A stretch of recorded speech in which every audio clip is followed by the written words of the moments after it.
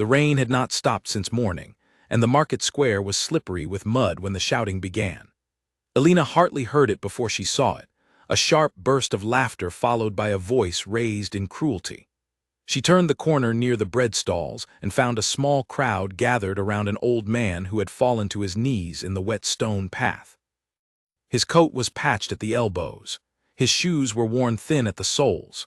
A basket of apples had spilled from his hands and rolled into the gutter, and 3 young men stood over him, laughing as he tried to gather them back. One of the men kicked an apple further away just as the old man reached for it, and the group roared with amusement. "Look at him crawl," one of them said. "Does he think anyone wants to buy fruit touched by hands like that?" Alina felt something tighten in her chest. She had grown up watching her own grandfather struggle with his hands after years of hard work, and the sight of anyone mocking an elder for something as small as clumsiness made her blood rise. She did not think. She simply walked forward, knelt beside the old man, and began collecting the apples herself, ignoring the mud that soaked through her skirt. "Leave him alone," she said, not loudly, but with a firmness that cut through the noise of the crowd. The tallest of the 3 men turned to her with a smirk. "And who are you to tell us what to do?" "His granddaughter."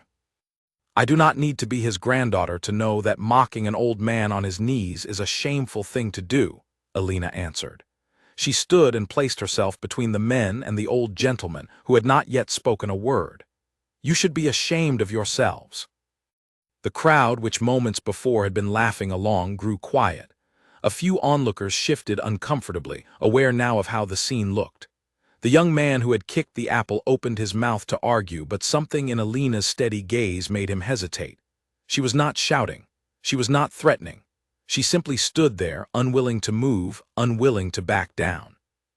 "He is worth more sitting in that mud than the 3 of you standing here," Alina continued. "A person's coat does not tell you who they are. Only their actions do, and today, yours have told everyone here everything they need to know." A murmur passed through the gathered townsfolk. Someone near the back said, "She is right," and another voice agreed. The tall young man's face reddened, caught between anger and embarrassment.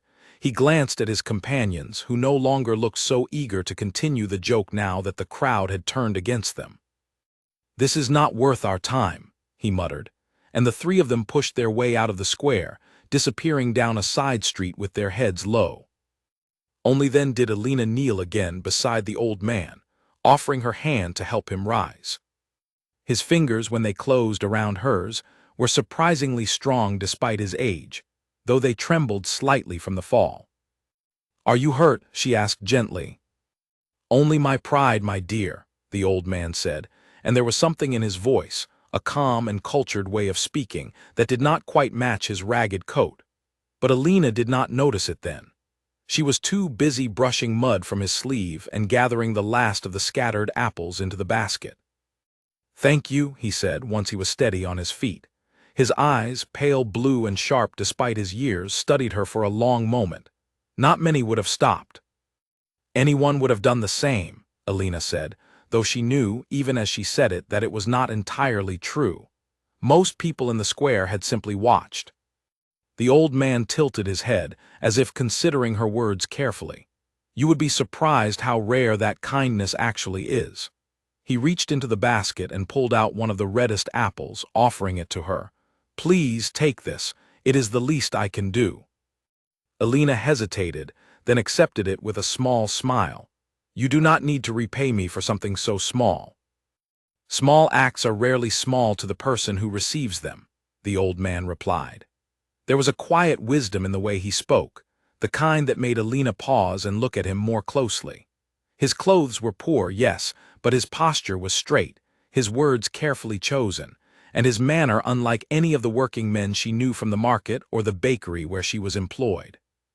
"What is your name?" she asked. "Edmund," he said simply, "and yours?" Elena Hartley." "Elena Hartley," he repeated, as though committing it to memory. "I will remember that name." Before she could ask him anything more, a bell rang from the direction of the bakery, 3 streets away, the signal that her shift was about to begin. She glanced toward the sound, torn between curiosity about the strange old man and her responsibility to her work. "I am sorry I must go," she said. "I work at Halden's bakery. If you are ever in need of bread, come and find me. I will make sure you are treated well." Edmund smiled, and something about that smile seemed both grateful and amused, as though he knew something she did not. "I will remember that too." Alina hurried off toward the bakery, weaving through the wet streets, her mind still lingering on the strange encounter. She did not know, as she pushed open the bakery door and tied on her apron, that the man she had defended in the mud was no ordinary traveler. She did not know that behind his quiet words and simple coat was a man who had once dined with kings, who had walked the halls of the grandest estate in the region, and who was, at that very moment, testing the honesty of a world that so often judged by appearances rather than character. The bakery was warm and smelled of fresh bread, a comfort after the cold rain outside. Alina's employer, a stout woman named Marjorie Halden, looked up from the counter as she entered. "You are soaked through," Marjorie said, though not unkindly. "What happened to you?" "There was trouble in the square," Alina said, hanging her shawl near the fire to dry. "Some men were being cruel to an old gentleman. I could not simply walk past." Marjorie shook her head, though a small smile tugged at her lips. "That does not surprise me one bit. You have always had a soft heart for anyone who needs defending. Just be careful, Alina. Not everyone appreciates a woman who speaks her mind so freely." "I would rather speak and be disliked than stay silent and feel ashamed of myself," Alina said, tying her apron strings behind her back. The rest of the day passed in the familiar rhythm of the bakery, the kneading of dough, the careful watch over the ovens, the friendly chatter with customers who came in from the rain seeking warm bread and a moment of shelter. Alina thought of the old man once or twice throughout the afternoon, wondering if he had found somewhere dry to rest, wondering if his basket of apples had survived the encounter, wondering, though she could not explain why, if she would ever see him again. She did not know that even as she worked, flour dusting her hands and sleeves, word of the incident in the square had already begun to travel. A merchant who witnessed the confrontation had mentioned it to his wife over supper. The wife mentioned it to a neighbor while hanging laundry. And somewhere along that quiet chain of gossip, a detail slipped free that none of them realized was significant at all. A detail about an old man in a patched coat who carried himself like nobility despite his humble appearance. That evening, as Alina walked home along the cobbled street, the rain had finally stopped, leaving the town glistening under the last light of the setting sun. She passed the square again, empty now except for a stray cat weaving between the market stalls, and she found herself glancing toward the spot where the old man had knelt in the mud. There was no sign of him. Only a single apple, forgotten and half sunk into a puddle, remained as evidence that the encounter had ever happened at all. She picked it up out of habit, turning it over in her hands, and could not help but smile at the memory of his calm voice and grateful eyes. Whoever he was, she thought, he had a kindness about him that few people carried, a quiet dignity that no amount of mud or mockery could strip away. What Alina could not have known, as she carried that apple home through the darkening streets, was that Edmund had walked a very different path that evening than the one she imagined. He had made his way not toward some humble lodging on the edge of town, but toward a carriage waiting just beyond the market square, hidden discreetly behind a row of trees where prying eyes would not easily find it. A driver, dressed in fine livery, had stepped down at once to open the door for him, his manner deferential in a way that no ordinary traveler would ever receive. "Did all go as you hoped, sir?" the driver asked quietly as Edmund settled into the carriage seat. Edmund allowed himself a small, thoughtful smile as the carriage began to move, carrying him away from the market town and toward the grand estate that awaited him, an estate whose halls were far removed from muddy streets and bakery ovens, an estate that belonged to his nephew, the Duke. "Better than I hoped," Edmund murmured, gazing out the window at the fading lights of the town behind him. "Far better than I hoped." He thought of the young woman with flour still faintly dusting her sleeves, the one who had knelt in the mud without a moment's hesitation, who had stood between him and cruelty without knowing his name or his position, who had offered him shelter and bread simply because it was the right thing to do. He thought of her steady voice, her refusal to back down, the way she had looked at the men who mocked him with more disappointment than anger. He did not yet know how deeply her kindness would change the course of both their lives. He only knew, as the carriage rolled through the darkening countryside toward the towering gates of the Ashcombe estate, that he had found something rare in that muddy square, something worth protecting, and something he intended to see again very soon. Alina, meanwhile, reached her small home just as the last light faded from the sky. She placed the apple on the windowsill, where it caught the glow of the rising moon, and thought, before she drifted off to sleep that night, that perhaps the strangest days often began with the smallest acts of kindness. She had no way of knowing just how true that thought would prove to be, or how soon her quiet, ordinary life was about to change forever. The bell above the bakery door rang sharply, and Alina looked up from the tray of rolls she was arranging just in time to see a figure she did not expect standing in the doorway. It was the old man from the square, though today his coat looked slightly less worn, as though someone had taken care to brush the mud from it and mend the frayed edges at the cuffs. "Edmund," she said, surprised at how quickly the name came back to her. "You came."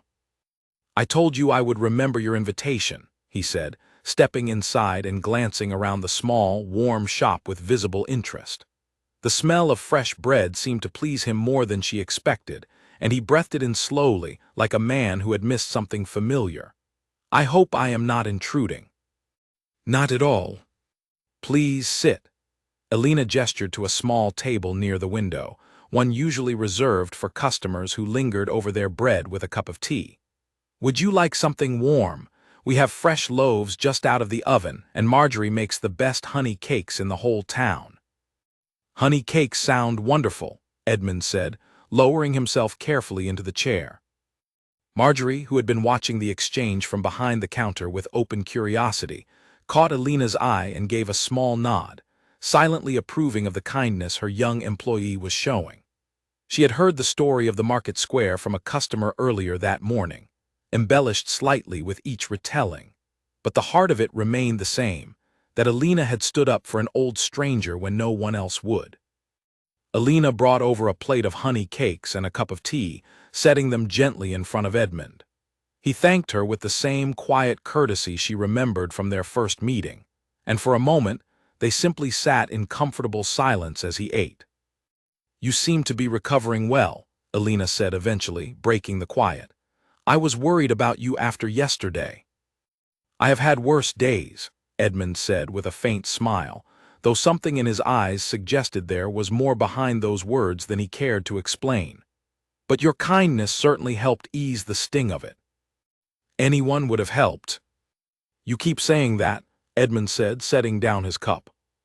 "And yet I have lived a great many years, Alina, and I promise you, kindness like yours is not as common as you believe." Alina felt a small blush rise to her cheeks and busied herself wiping down the neighboring table, unsure how to respond to such a direct compliment from a man she barely knew. There was something about the way he studied her, not with suspicion, but with a kind of quiet attentiveness, as though he were memorizing details about her that mattered more than she realized. "Tell me about yourself," Edmund said. "How long have you worked here?"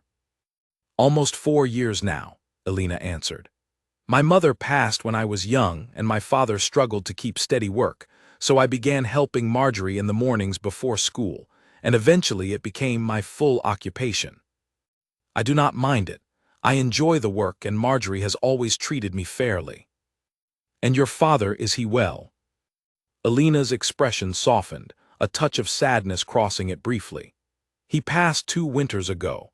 It has been just me since then, though I have good friends nearby, and Marjorie has been like family." Edmund listened carefully, nodding at the right moments, asking gentle questions that showed genuine interest rather than idle curiosity. He learned that Alina's closest friend, a seamstress named Clara Bennett, lived just 2 streets away and often shared supper with her on quiet evenings. He learned that Alina had once dreamed of opening a small shop of her own someday, though she rarely spoke of it aloud, believing such dreams were foolish for a woman in her position. He learned, more than anything, that she carried herself with a quiet strength that had clearly been forged through hardship rather than privilege, and that she never once complained about the difficulties of her life, speaking of them only as simple facts rather than burdens. "You have had a difficult road," Edmund said softly, once she had finished speaking. "Many people have it harder," Alina replied, waving a hand as if to dismiss any pity. "I do not need sympathy, Edmund. I only wanted to explain why I understand what it feels like to be looked down upon.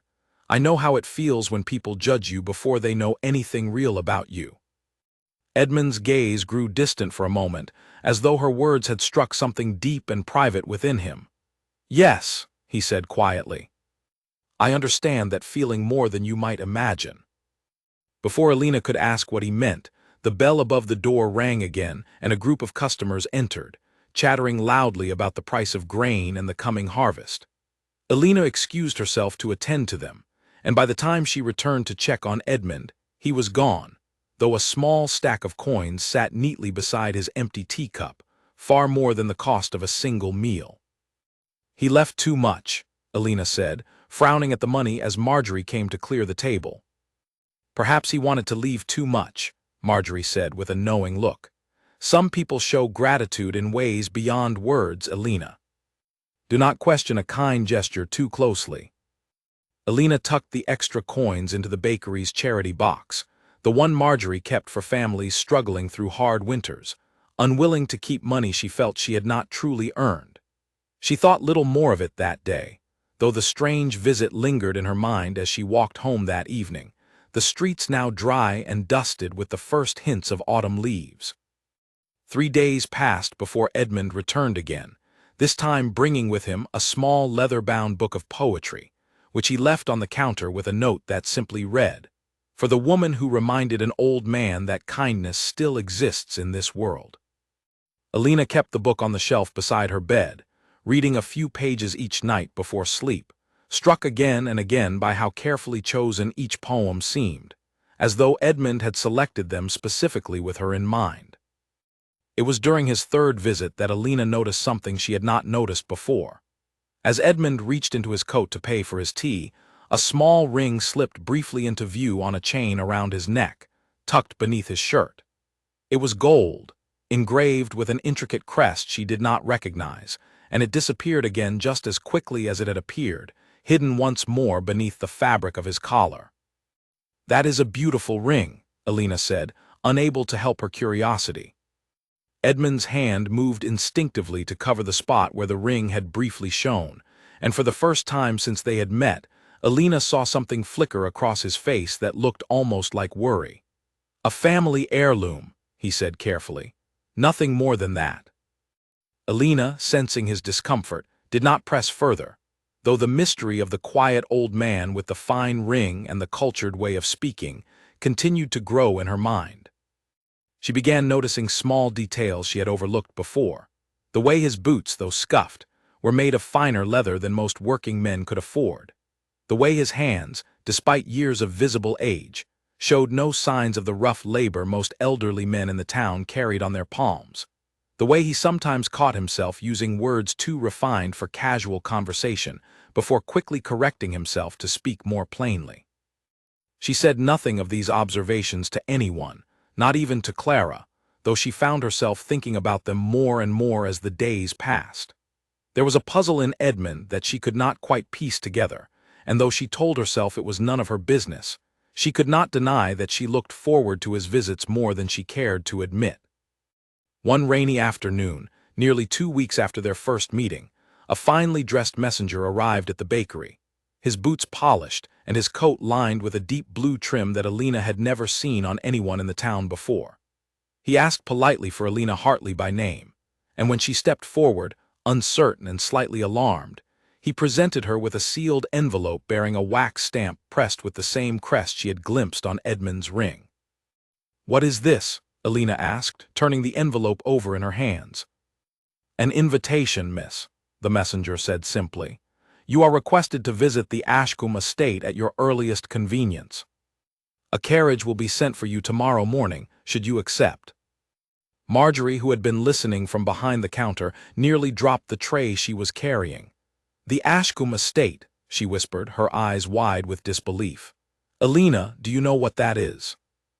Alina shook her head slowly, still staring at the wax seal in her hands, a strange mixture of confusion and unease settling in her chest. "I have heard the name before, but I do not understand why anyone there would wish to see me." "It is the estate of the Duke," Marjorie said, her voice hushed with a mixture of awe and worry. "The most powerful family in the entire region." "Alina, why would they send for you?" Alina's mind raced back through the past 2 weeks, to the quiet old man with the mended coat and the hidden ring, to his cultured speech and his careful questions, to the fine leather boots that did not match his ragged appearance. Slowly, a realization began to form, one so strange and unlikely that she almost laughed aloud at the thought of it. "Edmund," she whispered. "Who?" Marjorie asked, confused. But Alina did not answer. She simply stared at the crest on the envelope, her heart pounding with a mixture of fear and disbelief, as the pieces of the puzzle she had been quietly gathering for 2 weeks finally began to click into place. The old man in the mud, the man she had defended without hesitation or expectation of reward, the man whose kindness and quiet dignity had lingered in her thoughts far longer than she had admitted even to herself, was somehow connected to the most powerful family in the region. She broke the seal with trembling fingers and unfolded the letter inside. The handwriting was elegant, clearly practiced, and the words within were brief but unmistakably clear. "Dear Miss Hartley," it read, "I owe you a debt of gratitude that I have not yet properly repaid. Please allow me the honor of receiving you as my guest tomorrow, so that I might offer my thanks in a manner more fitting than a simple cup of tea. A carriage will arrive at 9 in the morning. I hope you will accept." It was signed simply Edmund. Alina sat down slowly in the nearest chair, the letter still clutched in her hands, her mind spinning with questions she could not yet answer. Who exactly was the man she had defended in the mud? What connection did he have to the powerful Duke of Ashcombe? And why, out of all the people in the world who might have deserved his gratitude, had he chosen her? She did not sleep well that night. Her thoughts tangled between excitement and apprehension, between the memory of Edmund's kind eyes and the daunting weight of the crest stamped upon the letter in her hands. She had no way of knowing, as she finally drifted into restless sleep, that the carriage arriving at her door the next morning would carry her not just to a grand estate, but into a world entirely unlike the one she had always known, a world of titles and expectations, of suspicion and scrutiny, and of a young duke whose guarded heart she would soon find herself unexpectedly tasked with understanding. The carriage arrived precisely at 9, its polished wood gleaming even beneath the gray morning sky, and Alina stood frozen on the doorstep for a long moment before finding the courage to step forward. The driver, a young man with a kind face, greeted her with a respectful bow that made her feel suddenly and acutely aware of how plain her dress must look against such formality. "Miss Hartley," he said, "whenever you are ready." She climbed inside, smoothing her skirt nervously as the carriage began to move, carrying her away from the familiar streets of the town and out toward the rolling countryside beyond. The journey took nearly an hour, and with each passing mile, the landscape grew grander, the fields more carefully tended, the trees lining the road more deliberately planted, until at last the carriage crested a small hill and the Ashcombe estate came into view. Alina had seen large houses before, but nothing had prepared her for the sight that greeted her. The estate rose from the landscape like something out of the poetry books she loved to read, stone towers and wide windows catching the morning light, gardens stretching in every direction with a precision that spoke of countless hours of careful labor. She pressed her hand against the carriage window, unable to look away, her earlier nervousness now mixed with genuine awe.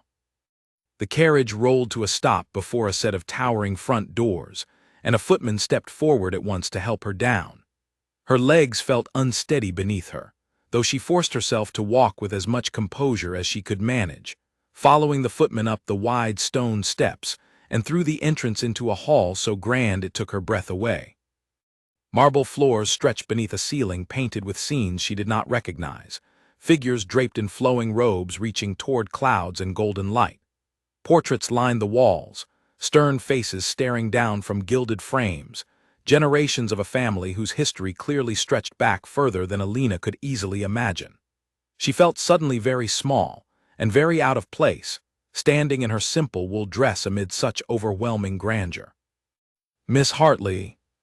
The voice was warm and familiar, and Alina turned to see Edmund descending the grand staircase, though he looked nothing like the man she had known from the bakery.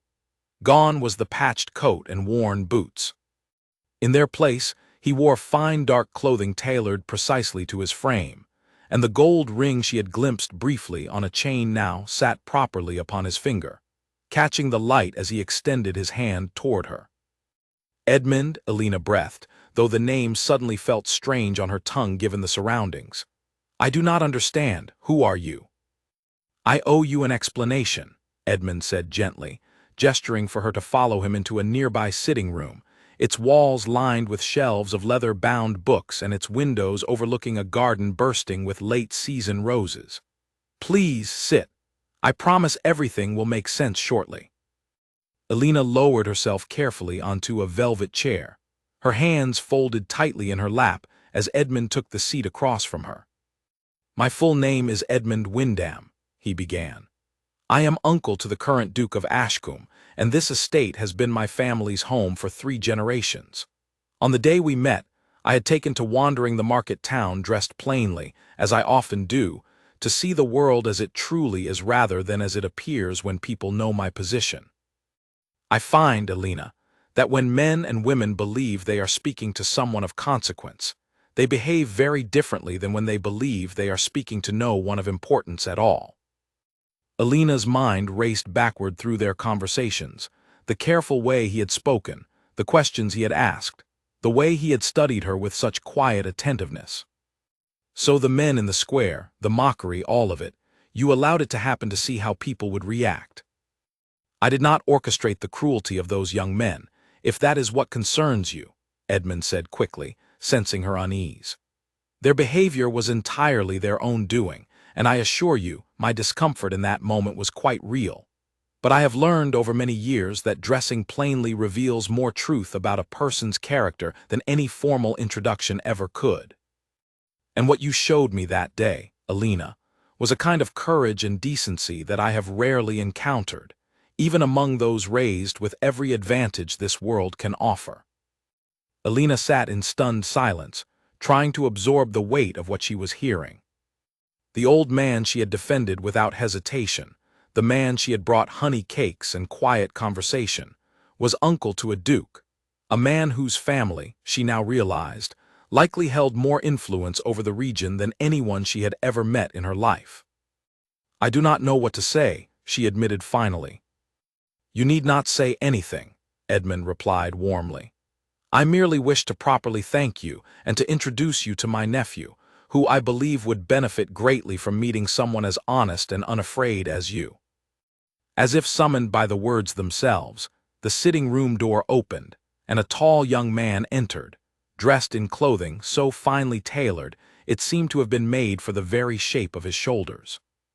His expression, however, carried none of the warmth Alina had come to associate with Edmund. His eyes, a striking shade of gray, moved over her with a cool, assessing gaze that made her sit up a little straighter, suddenly conscious once more of the plainness of her dress. "Uncle," the young man said, his voice measured and formal, "I was told you wished to see me." "Julian," Edmund said, rising to greet him with clear affection, "allow me to introduce Miss Alina Hartley. She is the young woman I told you about, the one who defended me in the market square."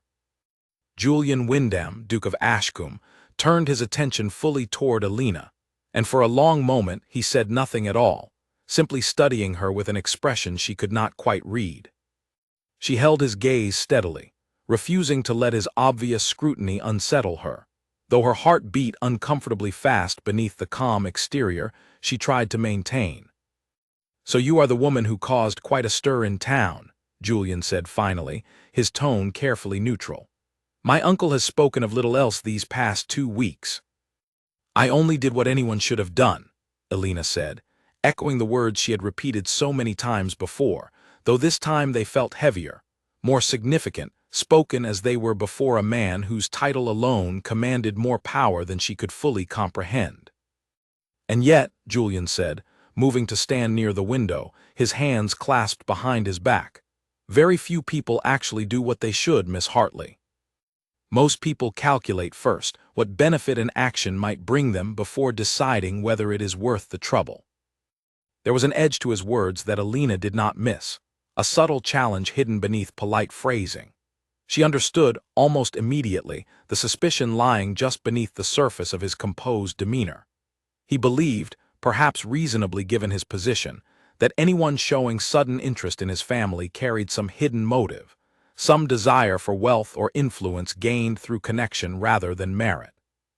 "If you believe I helped your uncle expecting some reward, Your Grace, you are mistaken," Alina said, her voice steady despite the flicker of nervousness in her chest. "I did not know who he was. I still would not have known had he not chosen to reveal it to me himself. I acted because cruelty deserves to be answered, regardless of who commits it or who suffers from it. Nothing more and nothing less." Julian's gray eyes narrowed slightly, studying her with renewed interest, as though her direct response had caught him somewhat off guard. Edmund, watching the exchange from his seat, allowed himself a small, knowing smile, pleased to see the spark of defiance he had witnessed in the market square reappearing now within these grander walls. "A bold answer," Julian said finally. "An honest one," Alina corrected gently. A long silence stretched between them, filled with an unspoken tension that Alina could not fully name.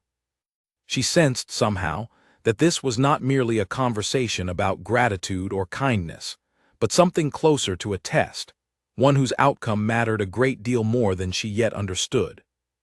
"My uncle," Julian said eventually, turning his attention back to Edmund, "seems to believe you might be of use to this household in some capacity. He mentioned something about correspondence work and matters concerning the estate's charitable efforts." Alina blinked, surprised by the sudden shift in conversation. "I do not understand. You wish to employ me." "I wish to see whether the character you displayed in that market square holds true under closer observation," Julian said plainly. "My uncle believes it will. I remain, for the moment, less certain." Edmund cleared his throat gently, offering Alina a reassuring glance.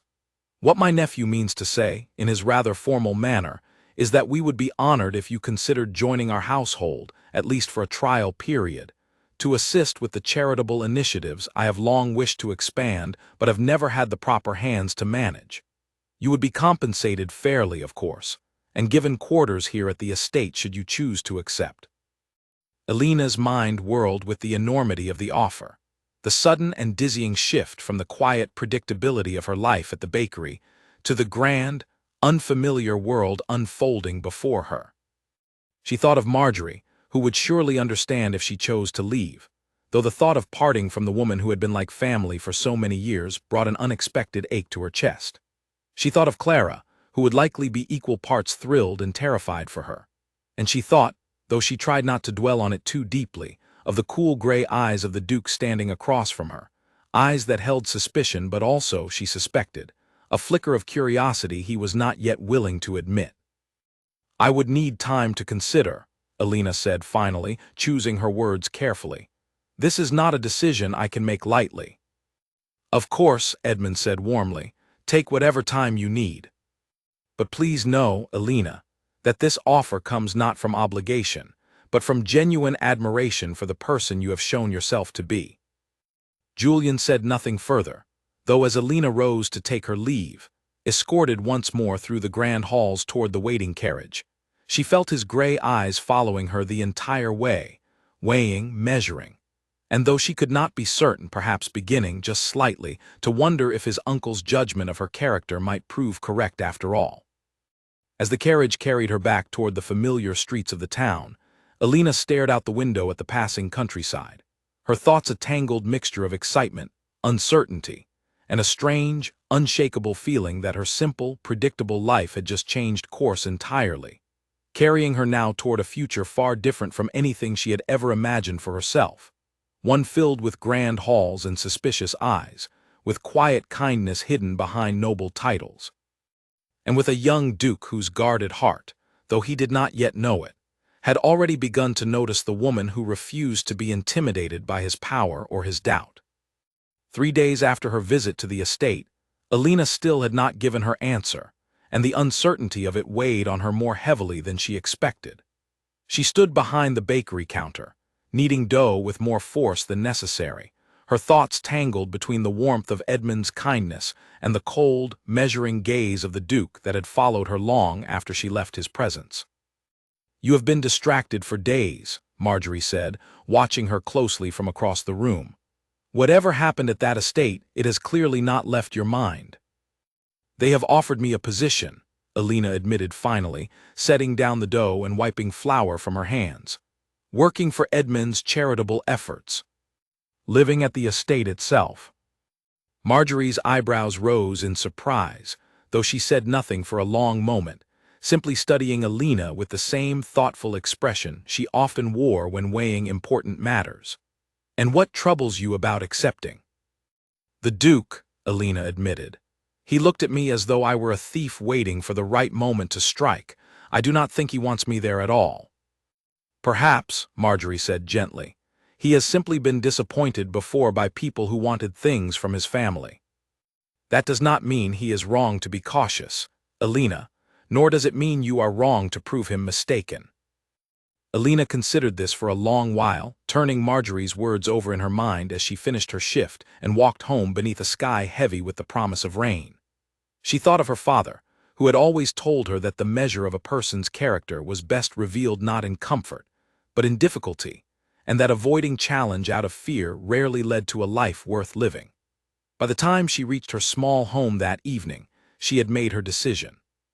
The following morning, she sent word to the estate accepting Edmund's offer, and within 2 days, her modest belongings were packed into a single trunk, and the same carriage that had first carried her to the estate returned to bring her there once more, this time not as a guest, but as a member of the household.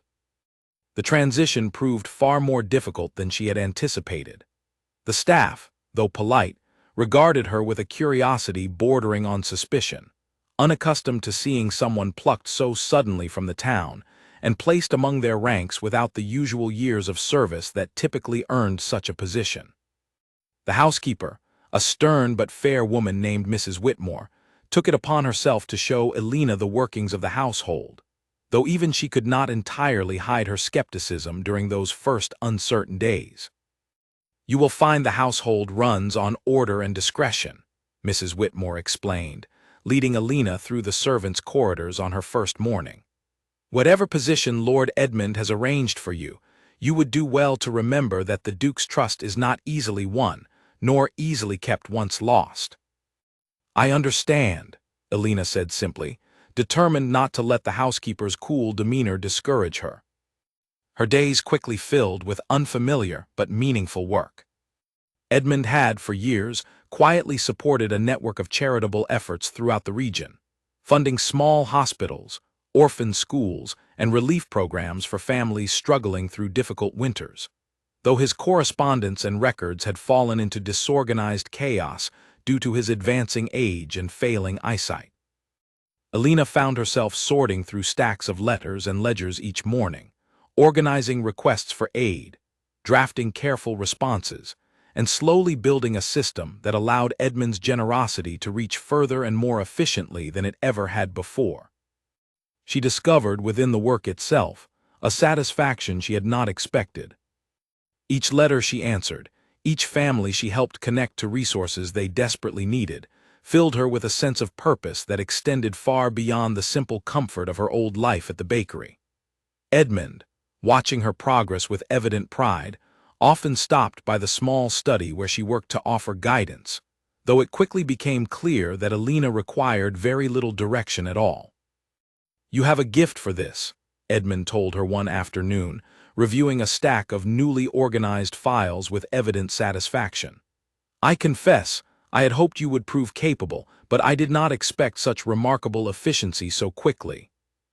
I simply care about the people behind these letters," Alina said, gesturing to the neat stacks before her.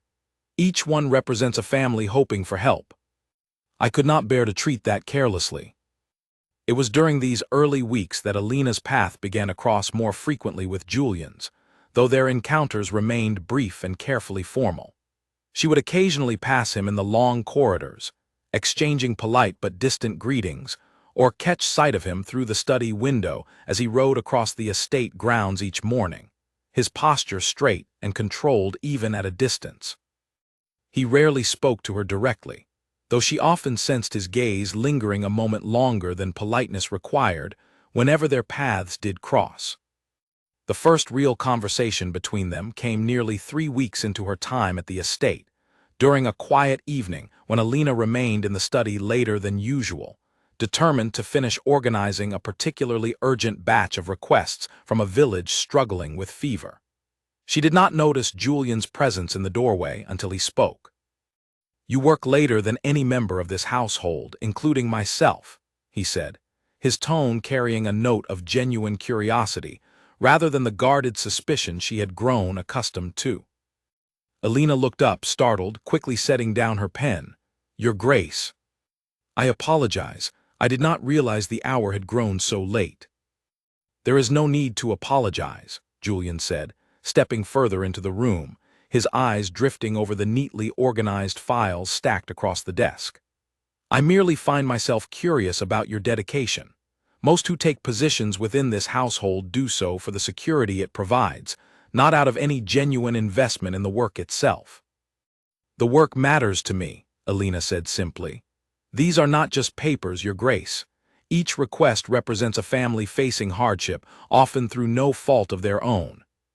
I could not do this work half-heartedly, knowing what it means to those waiting for a response." Julian studied her for a long moment, and something in his expression shifted slightly, the usual guarded coolness softening just enough for Alina to notice. "You speak of hardship as though you understand it personally." "I do," Alina said honestly. "My family faced difficult winters more than once. I know what it feels like to wonder whether there will be enough to last until spring. It is not an experience I take lightly, nor one I wish upon anyone else if I am able to help prevent it." Julian moved closer, glancing over the letter she had been drafting, his brow furrowing slightly as he read her carefully chosen words offering aid to the fever-stricken village. "This response is thorough, more thorough than my uncle's usual correspondence, if I am honest." "Your uncle has given generously for many years," Alina said quickly, unwilling to let the comment sound like criticism. "I have simply tried to organize his generosity in a way that ensures nothing falls through the gaps." "I did not intend it as criticism of him," Julian clarified, a faint, almost imperceptible smile touching the corner of his mouth. "Merely an observation of your own diligence." The compliment, understated as it was, caught Alina off guard, and she felt an unexpected warmth rise in her cheeks. She busied herself gathering the finished letters into a neat stack, unwilling to let him see how much his words had affected her. "May I ask you something, Your Grace?" she said finally, deciding boldness might serve her better than continued caution. "You may." "Why does my presence here concern you so greatly? I have done nothing since arriving except the work your uncle asked of me." Julian was quiet for a long moment, his gaze drifting toward the window, where the last light of evening cast long shadows across the estate grounds. "My family has learned through painful experience that kindness is often exploited by those clever enough to recognize an opportunity," he said finally, his voice quieter than before. "My uncle is a generous man, perhaps too generous at times, and it has made him vulnerable to those who would take advantage of that generosity for their own gain. I do not yet know which category you belong to, Miss Hartley. I hope, for both our sakes, that it is not the latter." Alina absorbed his words carefully, understanding now the source of the guarded distance he had maintained since their first meeting. It was not merely suspicion of her specifically, but a wound inflicted by others long before her arrival, one that had clearly left its mark on the way he viewed the world and the people within it. "I cannot prove my intentions with words alone," Alina said gently. I can only continue showing you, through my actions, exactly who I am. If that is not enough, in time, then perhaps no words could have convinced you regardless. Julian met her gaze then, and for the first time since they had met, something in his expression softened into what might have been genuine respect. That, he said quietly, is perhaps the most honest answer anyone has given me in a very long time. He left shortly after, offering a polite good night before disappearing down the darkened corridor, leaving Alina alone once more with her stack of letters and her racing thoughts. She sat for a long while after he had gone, staring at the closed door, turning over the strange, unexpected shift in their conversation, and wondering, with a flicker of feeling she was not yet ready to name, whether the guarded Duke of Ashcombe might prove less unreachable than she had first believed. She did not yet know that Julian, walking the quiet halls back toward his own chambers that evening, found his thoughts lingering far longer than usual on the honest, unwavering woman working late into the night for the sake of strangers she would likely never meet. Nor did she know how deeply that lingering thought would grow in the weeks that followed, slowly reshaping the careful walls he had spent years building around his heart. Winter arrived early that year, sweeping across the estate grounds with a sharpness that sent the household staff scrambling to prepare the halls against the cold. Alina had grown accustomed, over the past 2 months, to the rhythms of her new life, though the change from her earlier evening with Julian had brought about a shift she had not fully expected. He no longer avoided her presence in the corridors, and their brief exchanges had slowly grown into something closer to conversation, though always carefully measured, as though both of them remained cautious of moving too quickly toward a familiarity neither was certain they were ready to claim. It was Mrs. Whitmore who first began to soften toward Alina, a change that came gradually through small moments Alina had not even realized were being observed. She had taken to visiting the kitchen staff during her rare breaks, helping peel vegetables or fold linens despite her position affording her the freedom not to, and she had never once spoken down to any member of the household, regardless of their rank.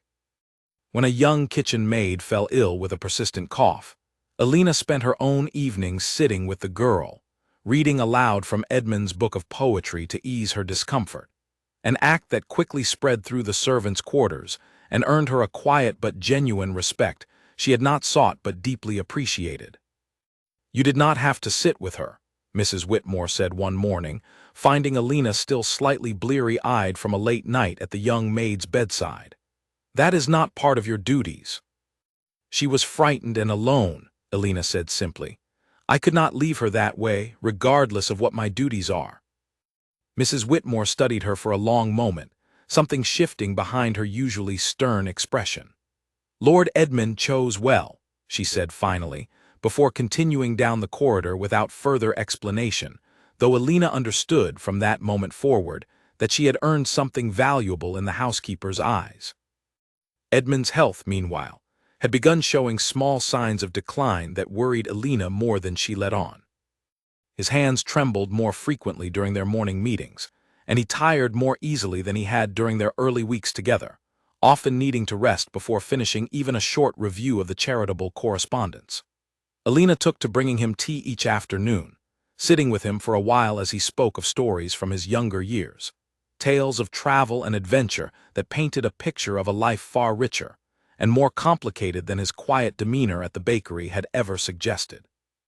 "You remind me of someone I once knew," Edmund told her during one such afternoon, his pale eyes distant with memory. "A woman with the same fierce sense of justice, the same refusal to bend simply because the world expected her to." "Who was she?" Alina asked gently.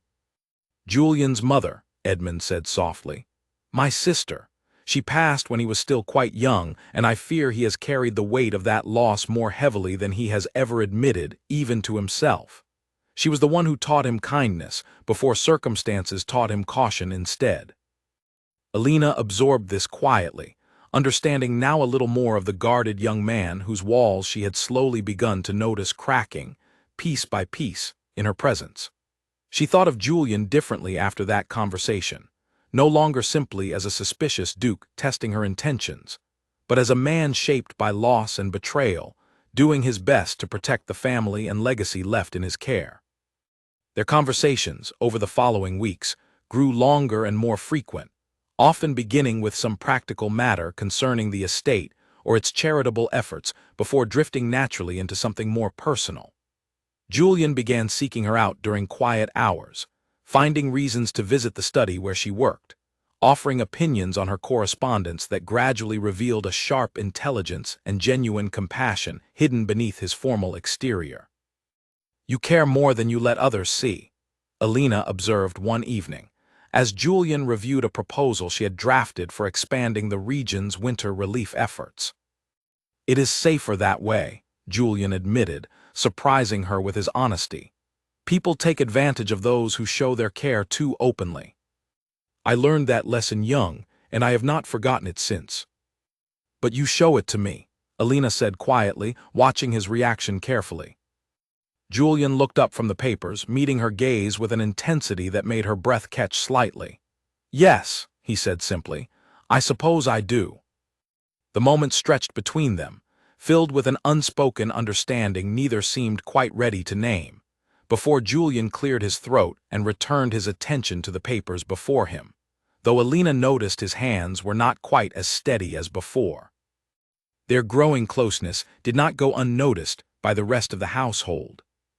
Whispers began circulating among the staff, some approving of the warmth that seemed to be returning to their long-guarded duke, others more cautious, aware of the complicated dynamics that came with a woman of humble origins growing close to a man of such significant standing.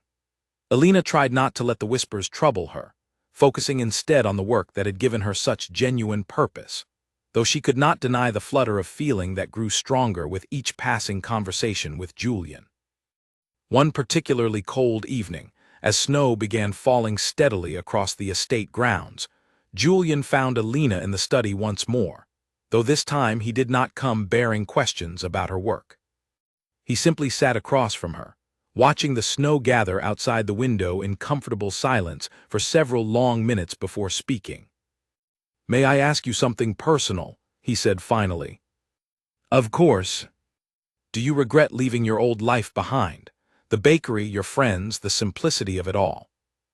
Alina considered the question carefully before answering. "I miss Marjorie and I miss Clara terribly, but no, I do not regret it. This work has given me a purpose I did not know I was missing, and I have found unexpected friendships here that I value greatly."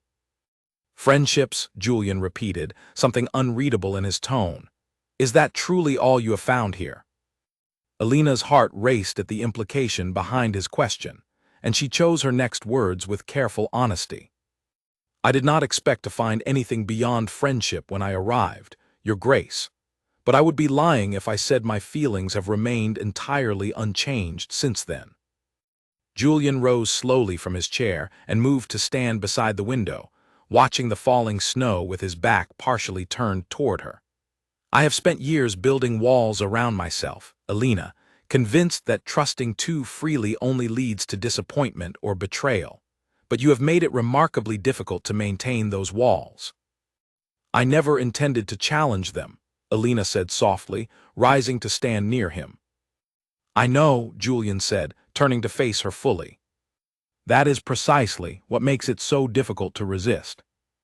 The moment held a fragile tenderness neither seemed willing to break, though before either could speak further, a sharp knock interrupted them, and a breathless footman entered with urgent news that scattered the delicate atmosphere entirely. "Your Grace, forgive the intrusion," the footman said quickly. "Lord Edmund has taken ill. Mrs. Whitmore requests you come at once." The warmth that had filled the room only moments before vanished instantly, replaced by a cold rush of fear that gripped both Alina and Julian in equal measure. Without another word, they hurried together through the darkened corridors toward Edmund's chambers, the closeness that had been building steadily between them now overshadowed entirely by the sudden, terrifying possibility of losing the man who had brought them together in the first place. As they reached Edmund's door and heard the low, worried voices of the household physician within, Alina felt Julian's hand brush against hers, a fleeting, unconscious gesture of shared fear and comfort. And in that brief contact, she understood, more clearly than any words could have expressed. Just how much both their hearts had quietly changed since the day she first knelt in the mud to defend a stranger she never expected to see again. The physician's verdict, delivered in the early hours of the morning, brought a measure of relief that left Alina weak with gratitude. Edmund had suffered a severe chill that settled into his chest, dangerous given his age, but not immediately life-threatening provided he rested and avoided further strain. Julian sat at his uncle's bedside through the remainder of the night, and Alina, unwilling to leave despite the late hour, remained close by, bringing warm broth and fresh linens, doing whatever small tasks she could to ease the household's worry. "You should rest," Julian told her sometime past midnight, finding her still awake in the chair beside his uncle's bed. "You have been working since morning." "So have you," Alina replied gently. "I could not rest knowing he might need something." Julian studied her for a long moment in the dim candlelight, and though exhaustion shadowed his features, something warmer lingered in his gaze as well. "Thank you," he said quietly, "for caring so genuinely for a family that was, until recently, complete strangers to you." "He stopped being a stranger the moment I saw him kneeling in that mud," Alina said softly, "and you stopped being one not long after." The words hung gently in the quiet room, and though nothing more was said that night, both understood the growing significance of what had passed between them. A bond strengthened rather than broken by the fear of losing someone they both had come to love in their own ways. Edmund's recovery over the following days proved slow but steady, and as color gradually returned to his cheeks, so too did the household's collective relief. It was during this period of recovery, however, that trouble began brewing from an entirely different direction, one that neither Alina nor Julian had anticipated. Word of Alina's growing closeness with the Duke had traveled beyond the estate walls, carried through the usual channels of servant gossip and social circles eager for scandal. It reached, eventually, the ears of a distant cousin of the family, a man named Cedric Barlow, who, along with his mother, Margaret, had long harbored quiet resentment over the family's wealth and title, believing themselves more deserving of influence within the Ashcombe legacy than their modest standing currently afforded them. Cedric arrived at the estate under the pretense of checking on his ailing uncle's recovery, though his true motives became clear soon after his arrival. He watched Alina with a calculating gaze throughout his visit, his polite conversation carrying an undertone of suspicion that made her distinctly uncomfortable, though she said nothing of it, unwilling to cause unnecessary tension during Edmund's fragile recovery. "You have made quite an impression on this household, Miss Hartley," Cedric remarked one afternoon, finding her alone in the study as she organized correspondence. "A bakery worker, elevated so swiftly to such intimate access within a noble family. Remarkable, truly." "I was given an opportunity, and I have worked hard to honor it," Alina replied evenly, refusing to let his condescending tone unsettle her.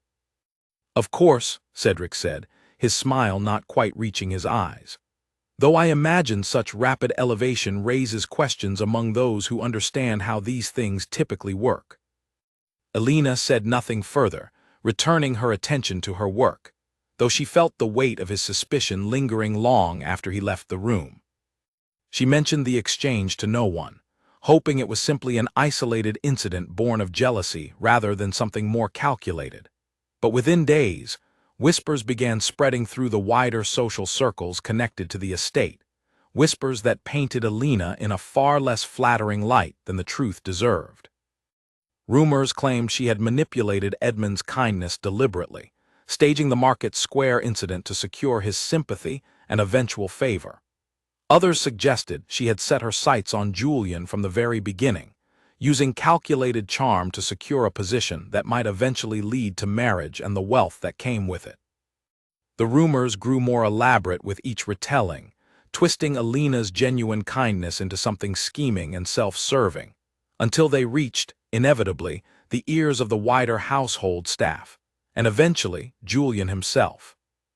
He found Alina in the garden one gray afternoon, walking alone among the frost-covered roses, her expression troubled in a way he had not seen since her earliest, most uncertain days at the estate.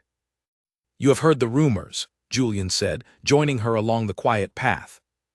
"I have," Alina admitted, her voice tight with hurt she tried carefully to conceal. "I did not expect kindness to be so easily twisted into something ugly." "I do not believe them," Julian said firmly, and the certainty in his voice brought her some measure of comfort. "Not for a single moment." "But others do," Alina said quietly. "And I understand why. It does seem convenient, does it not? A poor young woman, suddenly finding herself embraced by a noble family growing closer to its duke. I cannot blame people for questioning it, even as it wounds me to hear such things said." Julian stopped walking and turned to face her fully, his gray eyes carrying none of the earlier suspicion she remembered from their first meeting, only quiet conviction. "I know your heart, Alina. I have watched you these past months, tending to sick kitchen maids with no expectation of reward, organizing charitable efforts long into the night for families you will never meet, sitting beside my uncle's bed through a fevered night simply because you could not bear the thought of him suffering alone. Whoever is spreading these rumors does not know you at all." "Do you know who is responsible?" Alina asked. Julian's expression darkened slightly. "I have my suspicions, though I have no proof yet. My cousin Cedric has long resented the position his branch of the family holds compared to our own. It would not surprise me if he saw an opportunity in your presence here to sow doubt and division, hoping perhaps to weaken my uncle's trust in you, or worse, my own growing feelings." Alina's breath caught slightly at his final words, spoken so plainly despite the tension of the moment. "Your growing feelings," she repeated softly. Julian took a step closer, his usual guarded composure momentarily set aside. "I have tried these past weeks to convince myself that what I feel toward you is simple admiration for your character, nothing more. But I no longer believe that is entirely true, Alina, and I suspect you have known that for some time as well." Before Alina could respond, the sound of approaching footsteps interrupted them, and Cedric himself appeared along the garden path, his expression carrying poorly disguised satisfaction at having caught them in such an evidently intimate moment. "Forgive the interruption," Cedric said smoothly, though his eyes glittered with something far less apologetic. "I did not realize I was intruding on such a private conversation, cousin." "You are not intruding," Julian said coldly, stepping slightly in front of Alina in an unconscious gesture of protection. "We were simply discussing the household's charitable efforts." "Of course," Cedric said, his tone dripping with false understanding. "Though I confess, the rumors circulating through town paint quite a different picture of Miss Hartley's true intentions here. I do hope, for the family's sake, that those rumors prove unfounded." "They are unfounded," Julian said firmly. "And I would advise you, cousin, to consider carefully the source of such rumors before repeating them further, particularly if that source happens to be closer to home than you might wish to admit." Cedric's smile faltered slightly at the pointed accusation, though he recovered quickly, offering a shallow bow before departing the garden without further comment, leaving behind a tension that lingered long after his footsteps had faded. "He will not stop," Alina said quietly, watching Cedric's retreating figure with a growing sense of unease. "No," Julian agreed grimly. "I do not believe he will. But know this, Alina. Whatever schemes my cousin attempts, I will not allow them to diminish the truth of who you are, nor the growing certainty of what I feel toward you. My uncle recognized your character the moment he met you in that muddy square. It has taken me longer to fully trust that same instinct, but I trust it completely now." Alina felt tears gather unexpectedly at his words, tears born not of sadness, but of relief and quiet joy at finally being seen, fully and without suspicion, by the man whose guarded heart she had slowly, carefully learned to understand. Yet even as warmth filled her chest at his declaration, a quiet unease remained, a certainty that Cedric's schemes, having only just begun, would not fade so easily, and that greater trials still lay ahead before the truth of her character could be fully and publicly proven beyond all doubt. The accusation arrived without warning, Delivered during a formal dinner Edmund had insisted on hosting to celebrate his recovery, a gathering that brought together extended family and prominent figures from across the region. Alina had dressed carefully that evening in a gown Edmund had gifted her for the occasion, her nerves steady despite the grandeur of the assembled company, until Cedric rose from his seat partway through the meal and addressed the table with calculated gravity. "Before we continue," he announced, his voice carrying clearly across the dining hall, "I feel compelled to raise a matter of some concern. Several valuable items have gone missing from the estate over recent weeks, including a jeweled brooch belonging to my aunt and a sum of money from the household accounts. I believe it is worth considering who among us has had unrestricted access to the private chambers of this estate since these disappearances began." A heavy silence fell across the table, and Alina felt every eye slowly turn toward her, understanding with sickening clarity the direction of Cedric's carefully orchestrated accusation. Margaret Barlow, seated beside her son, nodded gravely, as though confirming a suspicion she too had long harbored, while other guests exchanged uncertain glances, unwilling to speak but clearly influenced by the weeks of rumor that had preceded this moment. "You believe I am responsible," Alina said, her voice steady despite the racing of her heart. "I make no accusation without evidence," Cedric said smoothly, though his tone suggested otherwise. "I merely point out that your presence here coincides rather precisely with the timing of these losses." "That is a serious claim, cousin," Julian said sharply, rising from his seat with barely controlled anger. "One you would do well to support with actual proof before making it before our entire family." "As it happens," Cedric said, reaching into his coat with practiced calm, "I do have proof." He produced a small velvet pouch and placed it on the table before him. This was discovered hidden among the linens in Miss Hartley's chambers, containing the missing brooch. Gasps rippled through the gathered guests, and Alina felt the color drain entirely from her face, a cold, sickening dread settling into her stomach. "I have never seen that pouch before in my life," she said firmly, though she could hear the desperate edge creeping into her own voice. "I did not take that brooch, nor any money from this household." "The evidence suggests otherwise," Cedric said, his expression carefully arranged into something resembling regret, though satisfaction lingered clearly beneath the surface. Edmund, still weakened from his illness but sharp-eyed despite it, rose slowly from his seat at the head of the table, his voice carrying a quiet authority that silenced the murmuring guests instantly. "I have known Alina Hartley for several months now, and I have watched her character tested in ways few of you have ever witnessed. She sat beside my sickbed through a fevered night, expecting nothing in return. She has spent countless hours organizing aid for struggling families throughout this region, work for which she receives no personal glory.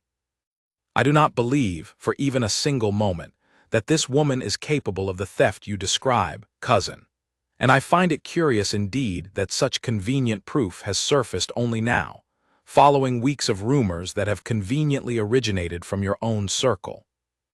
"Are you suggesting I fabricated evidence, uncle?" Cedric said, indignation flashing across his features. "I am suggesting," Edmund said calmly, "that the timing invites scrutiny, and that scrutiny shall be applied thoroughly before any judgment is passed." Julian, standing protectively near Alina, addressed the room with equal firmness. "My uncle is correct. Before any accusation stands as truth, we shall investigate properly.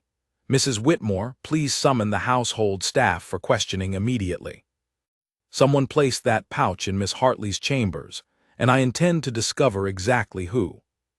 The dinner dissolved into tense uncertainty, as guests were asked to remain, while the household staff were questioned one by one in a private study.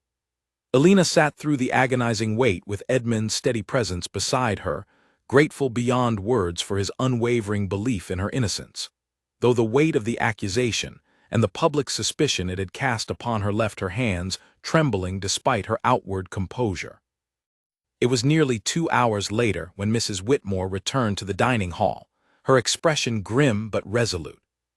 "Your Grace," she said, addressing Julian directly, One of the newer footmen has confessed, under careful questioning, to placing the pouch in Miss Hartley's chambers 3 days ago. He states he was paid handsomely to do so, and directed specifically by Master Cedric to ensure the item was discovered during tonight's gathering, timed precisely for maximum public embarrassment. The room erupted into shocked murmurs, and Cedric's carefully composed expression finally cracked, panic flashing briefly across his features before he attempted, unsuccessfully, to regain his earlier confidence. This is absurd. The footman is clearly lying, perhaps paid by someone else entirely to discredit me. The footman has no reason to lie, cousin, and every reason to tell the truth now that his conscience has clearly gotten the better of him, Julian said coldly, his gray eyes fixed on Cedric with an intensity that left no room for further deception. You have spent weeks spreading rumors about a woman whose only crime was showing kindness to a stranger who happened to be my uncle. When rumor alone proved insufficient to turn this family against her, you resorted to manufactured theft and public humiliation. I confess, cousin, I did not believe even you capable of sinking quite this low. Margaret Barlow, realizing the full extent of her son's scheme now lay exposed before the entire assembled company, rose hastily from her seat, attempting weak protests of ignorance regarding his actions, though few among the guests appeared inclined to believe her either. I did this for the family, Cedric said finally, his composure crumbling entirely under the weight of exposure. For years, our branch has watched wealth and influence pass to yours, uncle, despite equal claim through blood. I merely sought to protect what rightfully belongs to us before some conniving commoner could steal it away entirely through marriage. There was never any theft to protect against, Edmund said, his voice heavy with quiet disappointment rather than anger. Only jealousy dressed up as concern for family legacy. You have disgraced yourself tonight, Cedric, far more thoroughly than any accusation you attempted to level against Miss Hartley. Julian turned to face the assembled guests, his expression resolute despite the emotional weight of the evening's revelations. Let it be known to everyone present tonight that Alina Hartley is innocent of every accusation leveled against her, and that the true dishonor belongs entirely to those who sought to destroy an innocent woman's reputation out of petty jealousy and greed. Alina, still trembling from the ordeal, felt Julian's hand find hers beneath the table, a steady, grounding presence amid the chaos of the evening. She met his gaze, finding there not suspicion or doubt, but unwavering certainty and something warmer still, something that had clearly grown stronger through the fire of this very trial rather than diminished by it. Cedric and his mother were quietly escorted from the estate before the evening's end, their reputation among the gathered nobility thoroughly and permanently damaged by the exposure of their scheme. The remaining guests, having witnessed firsthand both the depth of Cedric's deception and the strength of Alina's character under such public pressure, departed that night with an entirely different understanding of the young woman who had so unexpectedly found her way into the heart of the Ashcombe family. Long after the guests had gone, and the household had finally settled into uneasy quiet, Alina found herself once more in the study, unable to sleep despite the exhaustion weighing heavily upon her. Julian joined her there, closing the door softly behind him, his earlier composed anger now replaced with quiet tenderness. "You believed me," Alina said softly, still processing the events of the evening. "Even before the footman confessed, you believed me without hesitation. I told you once that I trusted my instincts about your character completely," Julian said, moving closer. "Tonight only confirmed what I already knew to be true. You are, without question, the most honest and courageous person I have ever known, Alina, and I will not allow anyone, family or otherwise, to threaten that truth again." Alina felt the weight of the evening's fear finally begin to lift, replaced by a warmth that spread steadily through her chest as Julian reached for her hand once more, his gray eyes holding hers with a certainty that needed no further words to convey the depth of feeling that had grown between them, feeling that had been tested severely this night, and had emerged, if anything, stronger and more resolute than before. Spring arrived gently across the Ashcombe estate, melting away the last traces of winter's harshness and coaxing new blooms from gardens that had lain dormant for months. Alina stood among the returning roses one clear morning, her mind still turning over the events of the past several months. The strange and winding path that had carried her from a rain-soaked market square to the grounds of one of the most powerful estates in the entire region. News of Cedric's disgrace had spread quickly through the wider social circles connected to the family, and with it, the truth of Alina's character had spread just as swiftly. Where once whispers had painted her as a scheming opportunist, the very same voices now spoke of her with genuine admiration, recounting the story of her defense of Edmund in the market square, her tireless work organizing the estate's charitable efforts, and the quiet dignity with which she had endured Cedric's cruel and baseless accusation. The narrative that had once threatened to destroy her reputation had transformed, through the simple triumph of truth, into something closer to legend among the households of the region. Edmund's health had continued its slow but steady improvement throughout the winter months, and by the time spring arrived in full, he had regained enough strength to join Alina regularly in the garden, watching with evident contentment as she tended to the roses she had grown so fond of during her time at the estate. "You have brought more warmth to this household in these past months than it has known in many years," Edmund told her one such morning, settling into a garden chair with the careful movements of a man still recovering his full strength. "I confess, when I first met you in that market square, I hoped you might prove to be someone special. I did not expect you would become quite so essential to this family's happiness." "You gave me a chance I never expected to receive," Alina said, kneeling beside a patch of newly blooming roses. "I am the one who should be grateful." "Perhaps we are simply grateful to each other," Edmund said with a warm smile, "as all good friendships eventually become." Their quiet morning was interrupted by the sound of footsteps along the garden path, and Alina looked up to see Julian approaching, dressed more casually than she typically saw him, his expression carrying a nervous energy she had rarely witnessed in the composed young duke. "Uncle," Julian said, "might I borrow Alina for a short while? There is something I wish to show her." Edmund's eyes crinkled with quiet amusement, as though he understood something Alina did not yet grasp. "Of course, my boy, take all the time you need." Alina rose, brushing soil from her hands, and followed Julian along the garden path, curious about the unusual nervousness he seemed to be carrying. He led her toward a quiet section of the grounds she had not yet explored, a small clearing overlooking the estate's lake, where the morning light caught the water's surface in a shimmer of gold. "This was my mother's favorite place on the entire estate," Julian said, stopping at the edge of the clearing. "She used to bring me here as a child before she passed. I have not visited it often since, the memory too painful for many years. But lately, I find myself thinking of her here more fondly than I have in a very long time, and I believe that change has everything to do with you." Alina's heart quickened at the tenderness in his voice, so different from the guarded formality that had defined their earliest encounters. "Julian," she said softly, using his given name for the first time since their acquaintance began, "what is this about?" Julian turned to face her fully, and for a moment the composed Duke fell away entirely, replaced by a young man whose heart lay plainly visible in his expression. "These past months have changed me, Alina, in ways I did not think possible. I built walls around myself after losing my mother, certain that trusting too deeply only invited pain. You dismantled those walls, not through grand gestures, but through simple, unwavering honesty and kindness, shown not just to me or my uncle, but to everyone whose path you crossed, expecting nothing in return." He reached into his coat and withdrew a small box, and Alina felt her breath catch entirely as understanding dawned upon her. "I do not care that you began your life in a bakery rather than a noble household," Julian continued, his voice steady despite the evident emotion behind it. "I care only that you have shown me, time and again, what true character looks like, tested under pressure I would not have wished upon anyone, and emerging each time more admirable than before.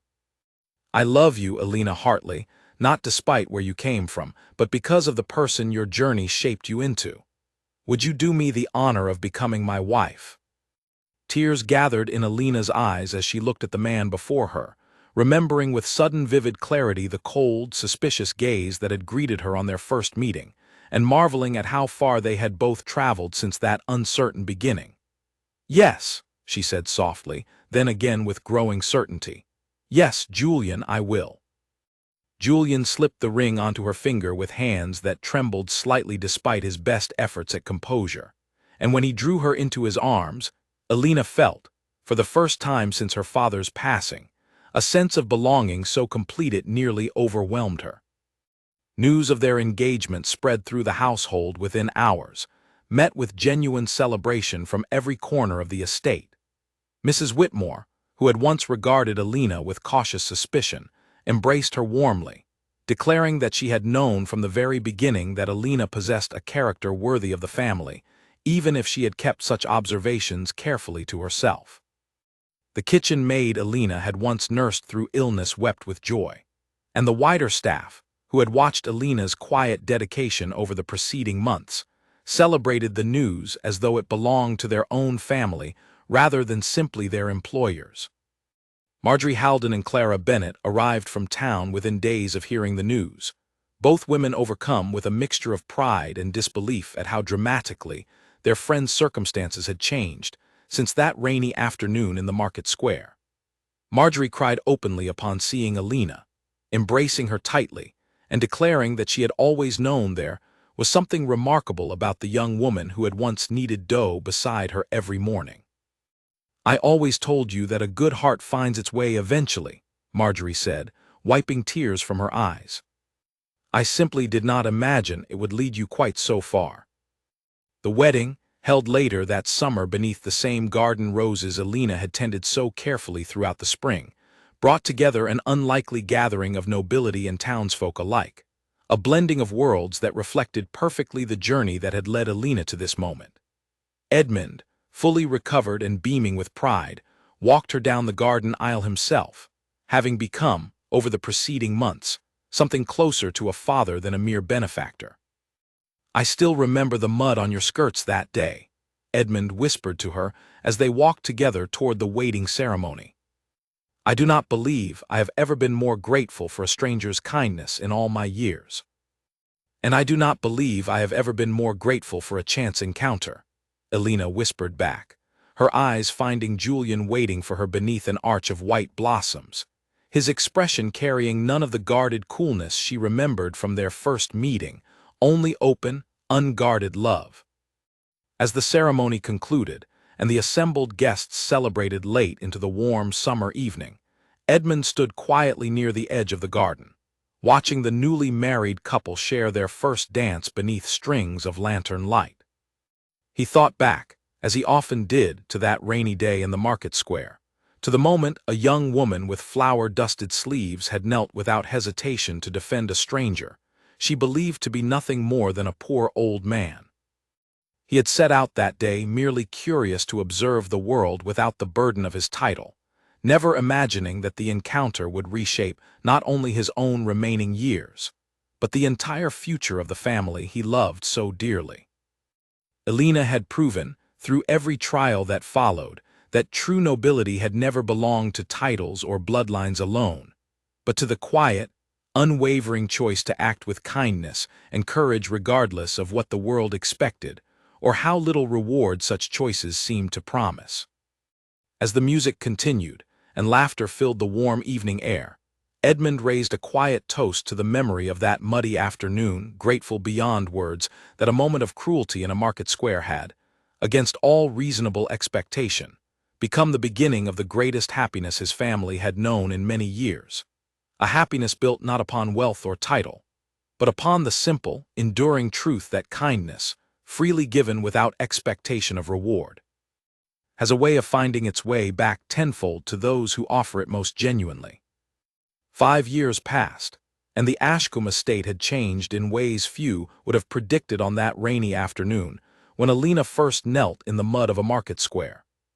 The garden still bloomed each spring with the same roses she had tended so carefully in her earliest days there, But now small footsteps often wound their way along those same paths, belonging to a boy of 3 with his father's steady gray eyes, and a baby girl not yet old enough to walk, whose laughter carried through the halls with a warmth that had once seemed impossible within those grand, formal walls.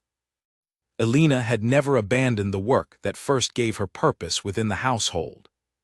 If anything, her charitable efforts had grown far beyond what even Edmund had originally imagined, expanding into a network of schools and relief programs that stretched across the entire region, funded not only by the family's wealth, but by Alina's own tireless dedication to ensuring every letter of request received a thoughtful and timely response. She had, over the years, trained a small staff of her own to help manage the growing correspondence, though she still insisted on personally reviewing every case that came through, unwilling to let the human weight behind each request become lost in the growing scale of the operation. Julian had changed as well. The guarded coolness that once defined him softened permanently by the years of steady partnership he had built with Alina. He governed the estate now with a balance of firmness and compassion that earned him genuine respect throughout the region, no longer merely feared for his title, but admired for the fairness with which he wielded it. Those who had known him during his more guarded years often remarked, quietly and with evident fondness, that marriage to Alina had restored something in him that had been lost since his mother's passing, a warmth and openness that had once seemed buried beyond recovery. Edmund, though slower in his steps and grayer with each passing year, remained a constant and beloved presence within the household, delighting in his role as grandfather to Julian and Alina's growing family. He spent his mornings now much as he had during Alina's earliest days at the estate, sitting in the garden with a cup of tea, though now he was rarely alone, his grandson often clambering into his lap to hear stories of adventures from years long past, including, on occasion, the story of a rainy afternoon in a market square that had changed the course of the family's entire future. "Tell me again, grandfather," young Edmund, named lovingly after his great-uncle, would ask nearly every week, settling into his favorite spot beside the old man's chair. "Tell me how you met Mama."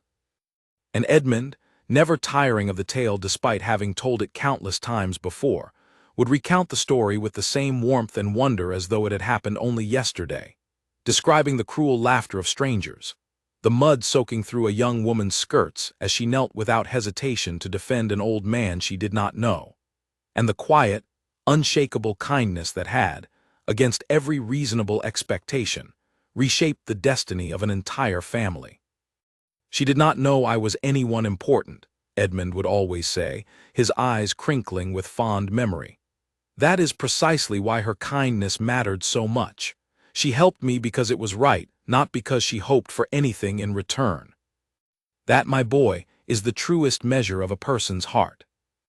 Marjorie Halden, though now well into her later years and no longer running the bakery with quite the same tireless energy of her youth, remained a frequent and cherished visitor to the estate, often arriving with fresh loaves of bread that she insisted tasted better than anything the estate's own kitchens could produce, a claim Alina never once disputed, savoring instead the comforting familiarity of flavors from her earlier life.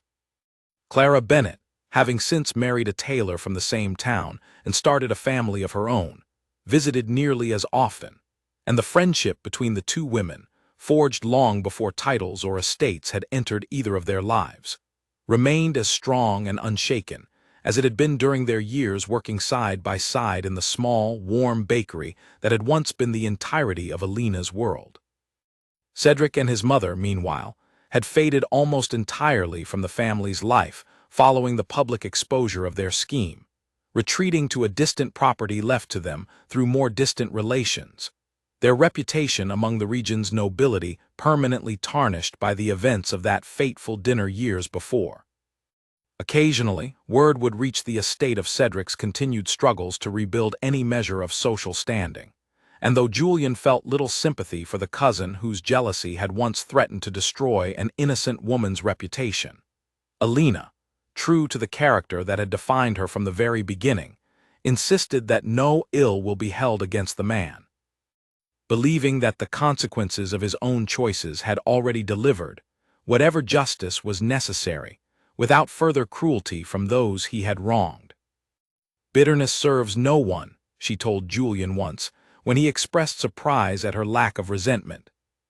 "I would rather spend my energy building something good than dwelling on those who once tried to tear it down."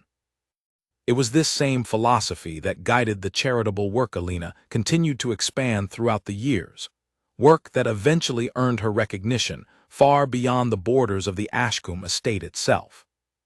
Families throughout the region spoke her name with genuine gratitude, recounting stories of aid received during difficult winters, of children given the opportunity to attend school who might otherwise have gone without, of struggling households given a second chance through resources organized carefully and compassionately by a woman who understood, through her own hardships, exactly what such help meant to those receiving it.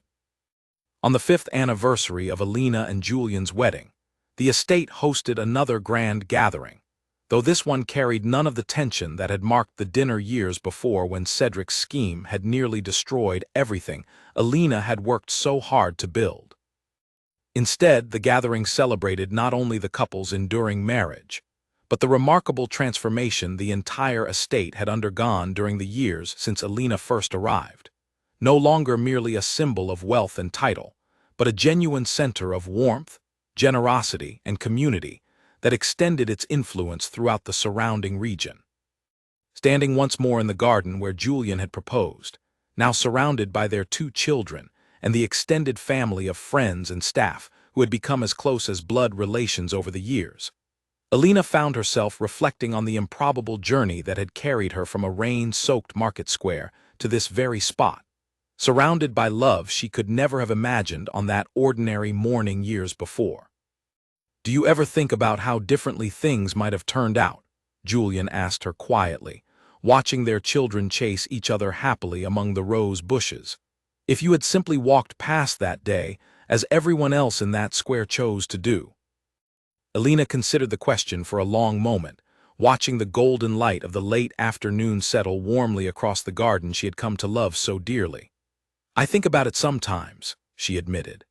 "But I do not believe I ever truly had a choice in the matter, not really. Walking past cruelty has never been something I could bring myself to do, regardless of what it might cost me or what I might gain from it. I simply saw someone who needed help, and I offered it, exactly as I would have done for anyone." "And that," Edmund said, joining them from his seat nearby, his voice carrying the same warmth it always had, "is precisely why it led you here. Kindness offered without calculation has a way of finding its way back to those who give it most freely, though it rarely arrives in the form we might expect." Alina smiled, reaching for Julian's hand as their children's laughter echoed through the garden, and thought, not for the first time, that the greatest adventures in life often began not with grand plans or ambitious dreams, but with the simplest, most human choice to show compassion toward a stranger in a moment of need. She had knelt in the mud that day expecting nothing beyond the satisfaction of doing what felt right, and in return, she had been given a life richer and more meaningful than anything she could have imagined for herself within the walls of the small bakery where her story had begun. As the sun began its slow descent behind the estate's ancient towers, casting long golden shadows across the garden where roses bloomed as brightly as they had on the day Julian first proposed, Alina understood with quiet and complete certainty that some of life's most profound transformations begin in the smallest, most unassuming moments, born not from ambition or calculation, but from the simple, enduring choice to treat every person, regardless of their appearance or apparent standing, with the dignity and kindness every human being deserves.